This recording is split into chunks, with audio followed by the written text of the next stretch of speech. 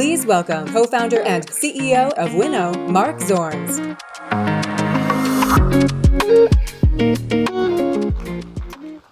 All right, with that, let's talk trash, okay? So Winnow is a company that helps kitchens around the world understand and prevent food waste. So I'm going to talk to you today is a little bit about our business, some of the work we do, and the impact that we're having.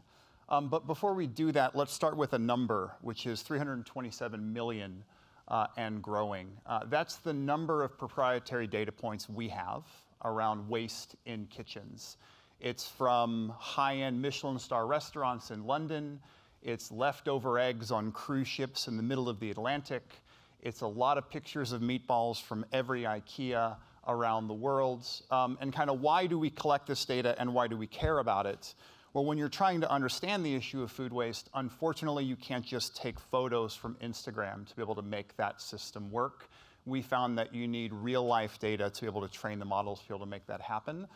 Every single time someone uses our technology, it helps us grow our data set and grow the accuracy of what we do. But we think that there is actually treasure in that trash to look at. The issue of food waste worldwide is about a third of all food that is grown is thrown away. That's a lot of food that's wasted. It's about 10% of global greenhouse gas emissions. If you take it to a hotel or a resort, it is 4% to 12% of what you spend on food is going in the bin. A majority of that is happening before it even gets to a plate. So what opportunity could you have if you actually went and started to prevent some of that? In the US alone, the food service industry throws away $138 billion a year. If you scale that up to food waste worldwide, it's over $1 trillion a year that we throw away. So we're getting after that economic opportunity of reducing food waste by creating more efficient kitchens. Our flagship product, Winnow Vision, is effectively, in its simplest form, a camera that looks down at the bin. It identifies what's being thrown away. Simply, what we ask staff to do is to throw the food away. We identify what's new based on a before and after picture of what gets wasted.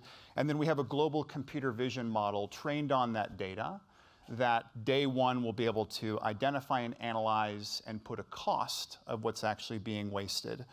That then surfaces what the opportunity is and allows us to provide some analytics on how we can drive change. The way we then take that data is we look at what's being wasted and we pair that with, for example, what they're selling or the occupancy in the hotel and who's there. We look at trends over time and we provide analytics to help them make better purchasing, preparation, and production decisions, ultimately helping them cut that food waste in half. To be able to make that real, I want to walk through a couple of examples. The first one is every hotel's got a breakfast, right? So actually running this efficiently is a challenge. All over the world, unfortunately, actually in a lot of breakfasts, there actually isn't even point of sale data, right? You're sort of offering it for guests to come in. You don't actually have that information. And we can drive this change in a lot of different places. In sort of one area, just simply it's about cooking the right amount of scrambled eggs, right? Sort of in this hotel example, we looked at what they were producing, what they were wasting, what the trends were, who was actually in the hotel at any given time, able to dramatically reduce what was being thrown away from eggs. It seems like a small thing, but these small things do then add up. In another luxury hotel, you can think about the melon. How do you think about not just what is the product that is cut and served, but actually how do you think about using the entire product or as much of that product as you can, but to do it in a beautiful way that is enticing to customers. This hotel saved 30 kilos of waste a week, which is actually quite a bit when you think of how much more of the product they were able to use, putting interesting dishes on their menu, whether it be sort of a watermelon water that went there, and even actually using some of the seeds and recipes that actually delighted customers, believe it or not, because they began to engage with their food in an entirely new way. And then there's the common complaint we hear from chefs, which is all that food that customers put onto their plates and they don't eat. And the question is kind of how do you deal with that, right? And we talked to industry people when we started getting into this, and they say, well, we thought about giving our customers smaller plates. And I was like, look, that kind of counts, but that's really kind of hitting it with just a blunt instrument.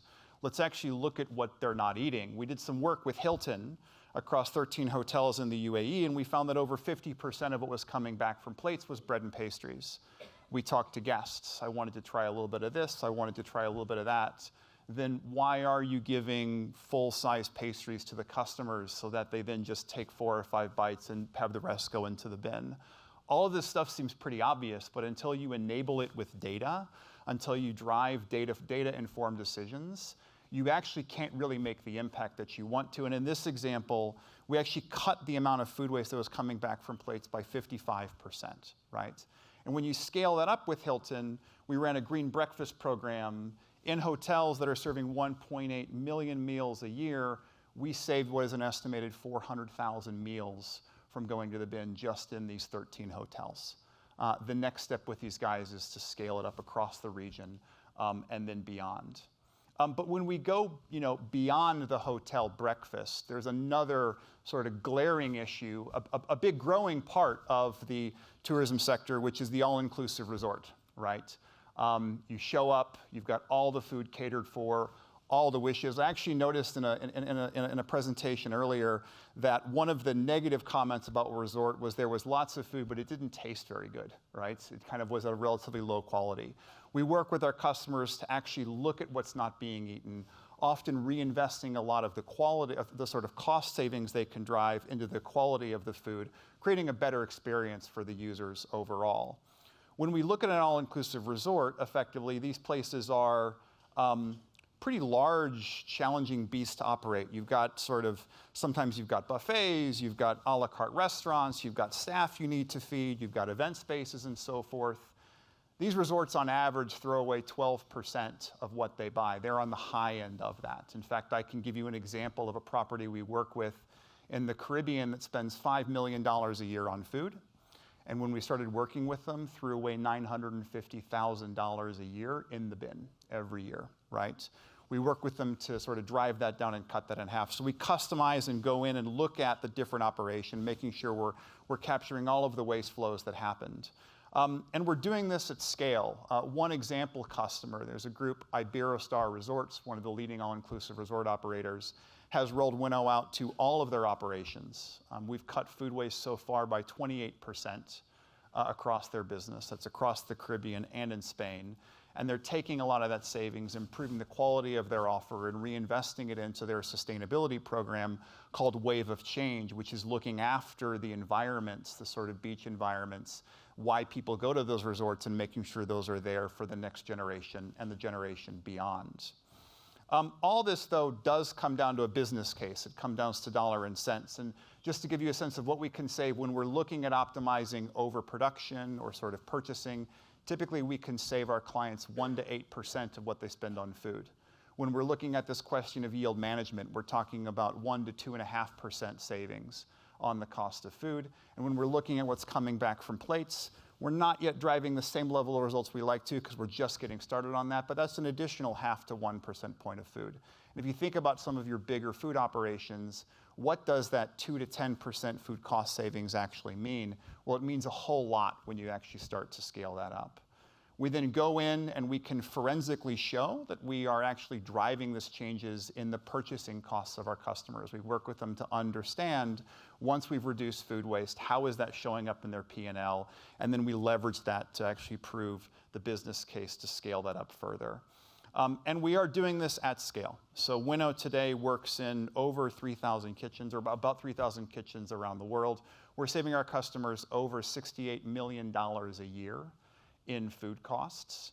That's about 50 million meals a year not going to the bin. That's about 1 meal being saved, or 2 meals being saved every second.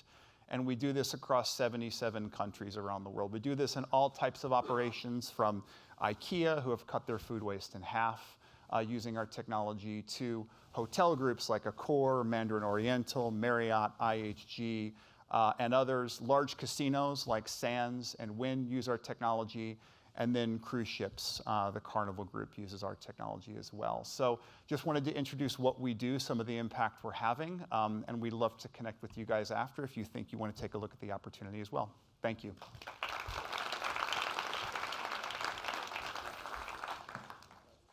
Pretty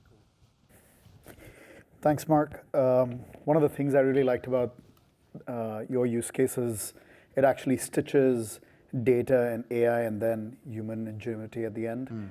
Because just by reporting and doing some of those things, you still need them to take corrective action. Yeah. Whether that's yield or whether that's repurposing kind of the ingredients in different ways. It's a wonderful case in that.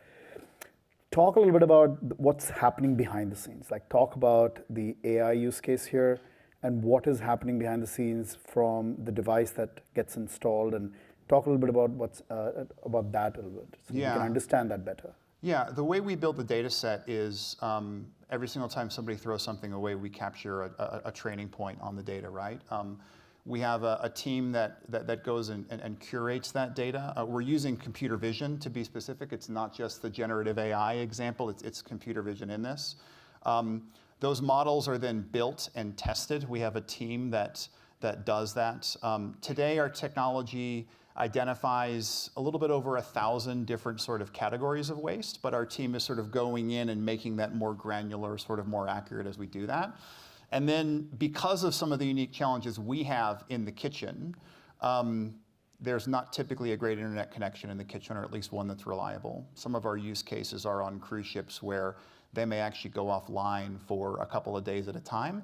We actually then run that AI, what's called at the edge. So we have little chips in all of our devices that actually run those models, and we sort of manage that back and forth, which means we have to have some infrastructure and some tooling to manage that. I think one of the biggest unlocks we had was really some of the visualization tools around computer vision. There's tools that can graph out what the AI model sees, and then we look at that graph, sort of circle the areas that we want the system to recognize products, and then use that to refine the model, which is a pretty valuable set of tools if you're looking to build something in computer vision. Got it. One of the things, and it's popular culture, but it's also probably true that chefs are very protective of what happens in the kitchens. This use case requires their engagement and support. Yes. Do you see that as a challenge? Like, because now Winnow is watching what is going in the bin and doing some of those things, or is it just like, is that not happened? Well, it's an important factor for us to consider. I learned really early on that if you're talking to people that are holding knives, you kind of have to watch your words very, very carefully. I think part of it is how we talk to the chef about it. If you go into a kitchen and you say, I'm here to solve your food waste problem, the first thing you're going to hear is, we don't have a food waste problem. Right. But if you talk to the executive chef and you really understand kind of what they have to deal with, right? The executive chef is maybe in the kitchen 20% of the time. He's out having to do recipe design for a big meeting they're going to have. There's a meeting where the finance team wants to talk about the food costs and so on and so forth. And all the while, there's decisions being made by his core team, but also lots of agency staff that are coming in, lots of people in the kitchen that are making the decisions that actually sort of like why the food waste is being created. They're ones driving it. So if we talk to the chef about, I've got a tool that's going to give you better operational control. You work in a data vacuum, and we're here to help give you the tools to understand what's working and what's not, and we're going to make it easy for you to run your kitchen better. Then you see them lean in. And with our clients, when we build champions, what you find is actually chefs hate waste, right? And so if you give them the tools to actually unlock that, you create people that become incredible advocates for the work that we're doing together, because it's really close to their heart. Yep. One interesting question that has come in is, what about airlines? Have you thought about that as a use case? There's a lot of food that gets wasted, and I'm not advocating for the portion size shrinking further, because that has happened over time. Yeah. But what do you think about that? Have you considered that as a use case at all? Yeah, we do a little bit of work with the airline caterers, use our technology. The biggest challenge with airlines is like all that stuff that goes on the plane and all that jet fuel that's wasted by carrying food that doesn't get eaten, right? And kind of how do you prevent that? And what I would hate to see the world go to is, some airlines have gone to the way of just like eliminating a meal, right? But actually kind of getting that right. We are exploring what we can do there. It's more challenging per se of kind of analyzing everything that's coming off these trays sort of in these containers. But what I would say is ultimately the lesson is you've got to measure first before you can make any impact. Like I can tell people how to reduce food waste in kitchens. There's guides out there. WWF has put together Hotel Kitchen on how to reduce food waste. Right. The problem isn't, in theory, what do? You cook the right amount, you make full use of the product that comes in. The challenge is, how do you scale that across 100 or possibly thousands of different kitchens all at the same time and implement those best practices? And I think you need measurement first to start, and you need technology to unlock that at scale. Very cool. I saw like you had references in terms of corrective actions, both on menu engineering, on yield. Are you noticing that certain customers are integrating kind of data points or feeds from Winnow to their kind of food and beverage and operating solutions, or does this happening separately via reports and dashboards?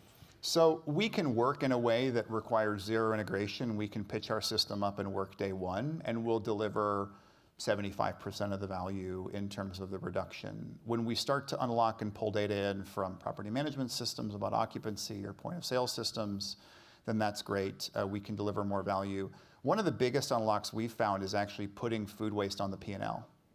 Actually taking the data, putting the cost of what that food waste is, and putting it right next to the food cost. And when you see that, there's a whole bunch of other processes in the kitchen that say, wait a second, so if my food cost is 28%, but the cost of my food waste is sort of 4 points of that, then you start looking at it and say that's an opportunity. Unfortunately, today it's not measured, so it's kind of hidden, and sort of bringing that to the surface really adds value. The other thing we do is inventory control as well, and other things like that that tie that in.